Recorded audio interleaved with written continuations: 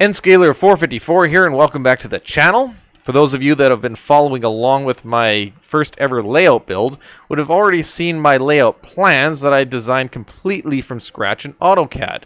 That includes the turnouts, the buildings, everything. So I had to put all that information in here and do it myself.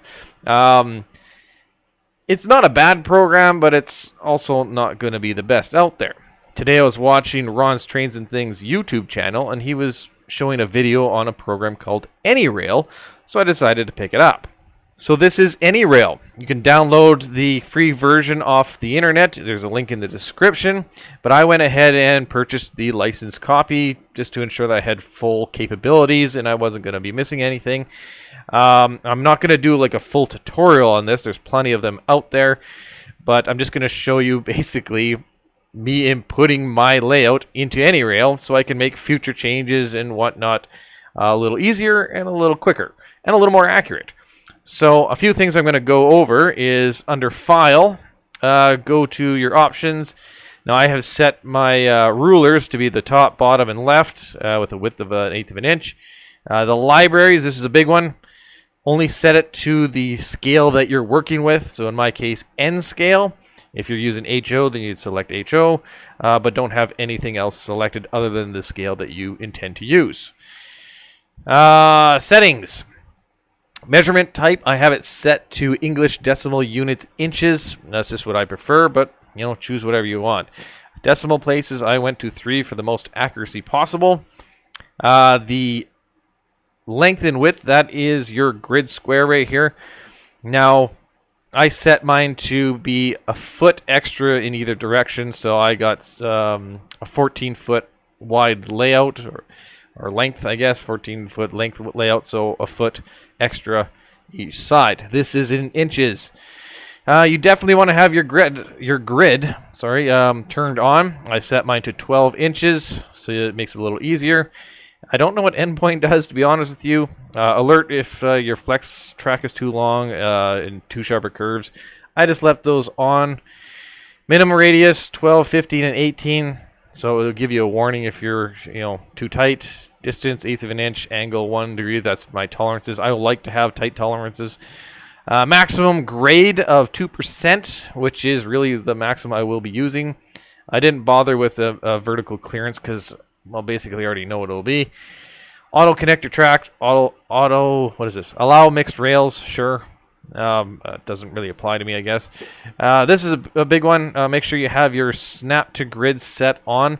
The size, this applies for me is 2 inches. So basically every one of these markings will be 2 inches. Before we get started, make sure you have a couple of things, I guess, learn your hotkeys on your keyboard. So it's the same as it would be with Excel. So, Control V, Control C, Control X, Control Z. Hopefully I will write this down while I'm talking to you guys and to what these actually do. Another thing you can do as well is hold your control button and then you can zoom in with your mouse using the scroll wheel. That makes it a little easier. Right click on your mouse. Let's scroll in. Oops. And then you can hold your right click button and then you can move around. Control zoom back out just to make things a little bit easier. Layers. So on the left, it says layers right here. Show, whatever. What I'm going to do is, because I basically have 4 sections to my layout, I'm going to build my layers based on the sections. So layer number 1, section 1, we're going to go Benchwork, add layer, section 1, track, and whatever. And then we'll do one for section 2.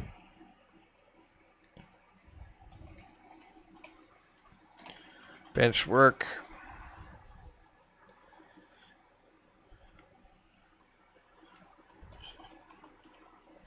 Track. Okay. So we're going to go to section 1, Benchwork. Actually, I'll set that like that. Okay. So now I can go ahead and start mapping out my benchwork. It's actually quite easy to do. So we want to start off in this corner, and if you look here in the bottom left where it says currently mouse lost, if I move around the mouse on this grid, you'll see it actually has like an XY coordinates. Now we want to get that to be exactly 12, 12. But because we have our settings set to snap to grid, all we have to do is go insert, add line, go close to there, click on it, and it will center that down. Now my bench table is 8 feet, which because we're going to add that 12 inches of gap up here, we will be at 108, so we get close to there. Then we're going to move over. It's 3 feet that way. Then we got 3 feet that way. Then we have to that diagonal, that one, and that one. Escape to stop drawing.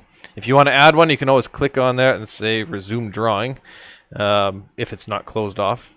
But because this is, all we have to do now is click on the actual, I guess, shape. And then I like to make this width 1/8 of an inch. And what we can also do is, because we're going to make this a tabletop, I guess you could say. What I'm going to do is go into insert. We're going to say add surface, and we are going to map it around once again, like so, and then escape. And then we're going to click on the edge of it to highlight it. And it should have given me an option, but it didn't. Why didn't that give it? There it goes. I don't know why sometimes it tells you and sometimes it doesn't. It's almost like a bug in the program. We want to be under Tools, Services, and we want to say Tabletop and click Background, and that will make this a Tabletop Services. I also don't like the color, so I'm going to make that white, like that. So that's our first structure. So now I'm going to build the second section. So I'm going to go to Section 2 Benchwork, and then this time I'm just going to go Add Surface. And we'll click there. 1, 2, 3, 4, 5, 6, 7, 8. Like that. Escape. And then I'm going to click on that. We're going to say line 0.125. Tabletop background. Fill color white. Good. So now I'm going to put my backdrop divider on here, which is 2.5 inches in from this far left edge. So the way I'm going to do this is I'm going to go to my settings. I'm going to say snap to grid is going to be 0.5 inches. That's going to change that. I should have. Yeah, there we go. So I'm going to go down to this section right here. So these are 1/2 inch each. So we're going to go insert, add line, and that will be 1 inch, 2 inches, 2.5. So click, and we're going to go up, Control, roll out. We're going to use my arrows on the keyboard to scroll up, and then back in 1, 2, 3, 4.5. There we go. My board that I currently have is 3/16 of an inch. So now what I'm going to do is go 0.125.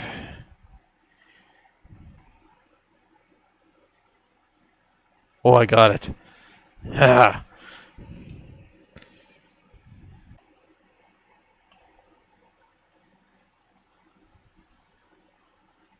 So on the real layout, this upper section is a very complex shape. So I made, squares and rectangles and different shapes in different layers. If you see on the left here, layer 5, 6, and 7, just so I can get these points where I need them to be. So now if I go on to section 1 benchwork, I go add surface, and then we're going to zoom in there, and hopefully we can do this.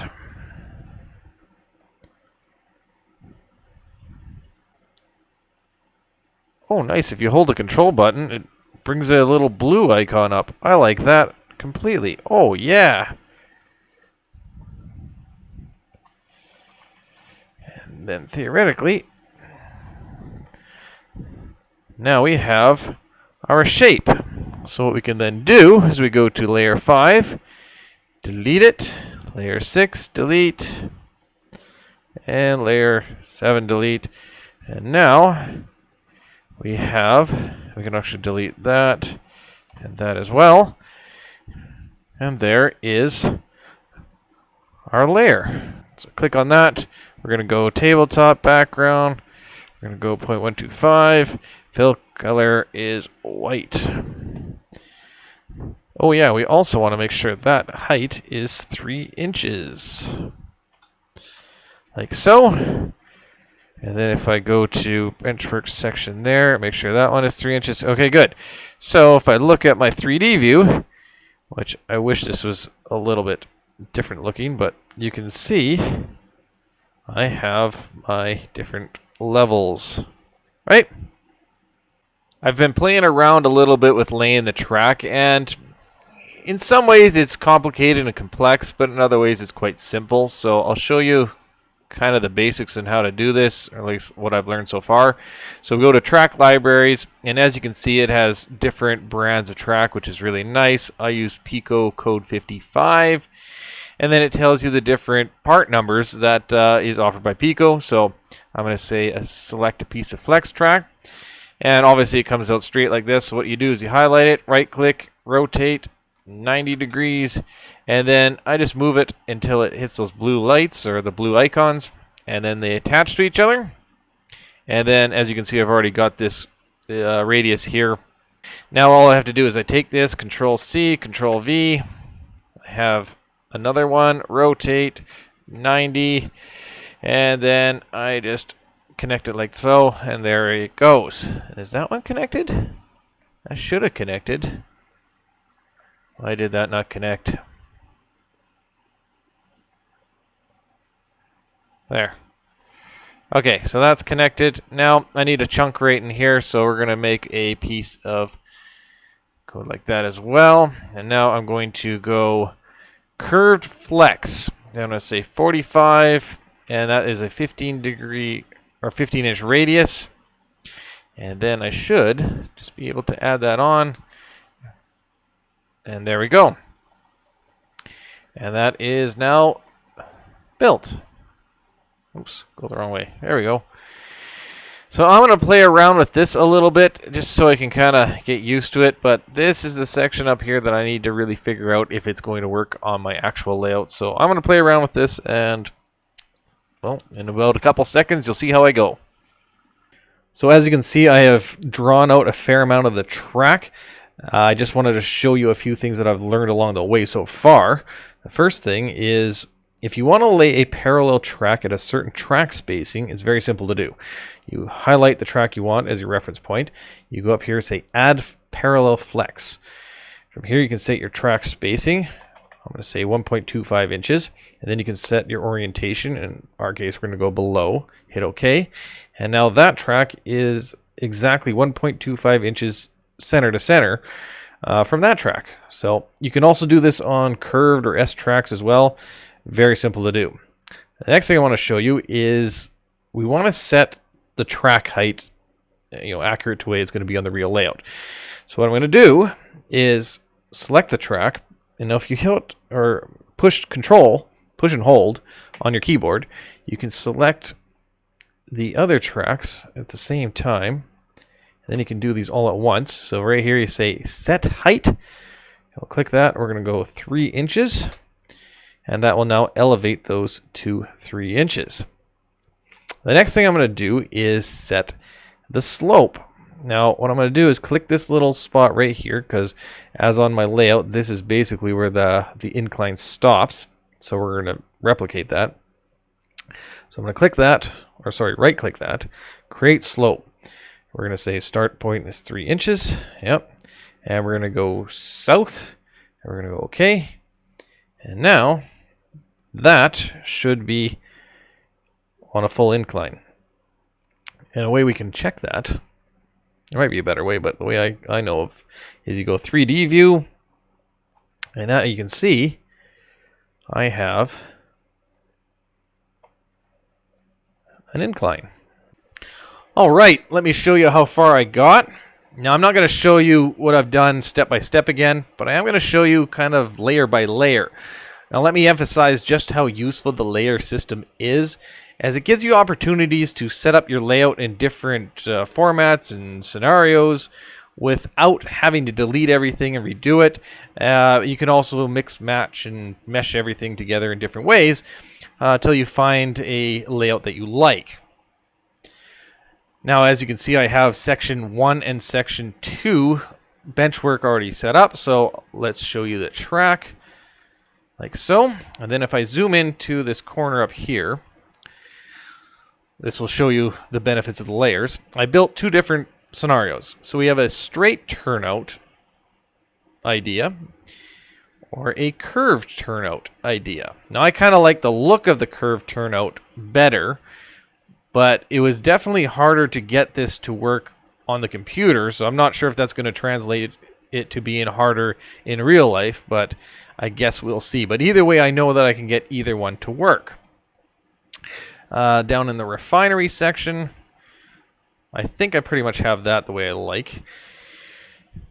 Now, I have some switch work up in this section here. Built 2 different ideas. So number 1, you'll see that the gap between the mainline track here and this track is kind of far, but it does seem to flow okay. Or I can do number 2, which tightens that up and gives me more space in here, which might be more ideal. But again, it's these layers, it gives you these options. Now we'll show some buildings, so we'll zoom back out. Section 1 and section 2. Okay. So, well, let's start in section 1. So the refinery. So some of this stuff you have seen me build already. So this is the oil, whatever the heck it was. I don't remember the name of it. Interstate Fuel and Oil. Right. So I built that recently, well, in one of my latest videos, I guess. This is the refinery. This I am currently building. You'll see a video of this on my channel soon. It's some tankers. And this is not the actual structure I plan on using. This is some, I can't remember which one it is, but it's one of the coal mining structures from Walters. I intend to kind of use a coal mining structure, but the intent is this will be a petroleum coke loading facility because that is a byproduct of oil refinery. And then I can have like coal cars or whatever as just another one of the exports that I can do, which I think will be interesting. And then as you can see, I move up this section which ties into here, and this right here is my main line, which I don't want to clog that up with a lot of switching, so I just have the one exit from here. So I could bring a mainline train and then pull in, pick up some oil and coal and whatever I gotta do, or I can use this secondary line, which is more of a switch line, which will tie into the yard that is going to be over here, right? This is that Water Street loading facility. I can't remember what it's called, but I built the structure too. Now this is kind of a long spur for just that, so I'm thinking maybe I'll add another spur here for another structure or something. Kind of the same idea up here. I definitely want some more industry and more switching, and I was thinking one of those paper industries, but I'm not sure it's going to fit. So speaking of structures, let me show you how to do that. There's 2 ways. You can use object libraries in Walters, which there really is not a lot of structures, but that did give me a good one for that. Or you can go to user objects, but make sure you say download new items, which case there's like 2,500 that it'll download. So it can take a little bit of time, but once that's done, you can see the different name brands that it has. These are made by users of the product, and they've uploaded it, which is very, very handy. So we're going to go to Walters, and let's say, well, there it is right there, that paper craft mill. So we're going to click on that, and we'll move that over. And you can see kind of how this will work. Now this is a 2-part or 2-piece product. And as you can see, it would be kind of big for this area. So I'd like to add that. I'd like to get that kit, but I'm not sure that's going to work. So I got to figure that out, but I think I may have to get the rest of this structure filled in before I can really figure it out. In any case, that's how you can put some structures in. Very handy. You'll see I have a couple of like orangey red lines right here. That is to tell me where I have some framing of my benchwork.